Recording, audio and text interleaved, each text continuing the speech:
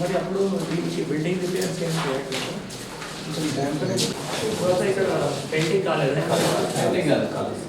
Painting చేస్తే మంచిగా complete కాలేదు. ఏమో పెయింటింగ్ ఉంది.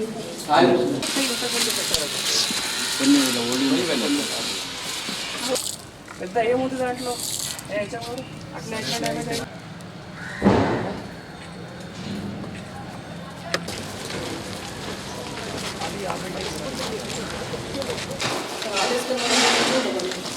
పోయింది.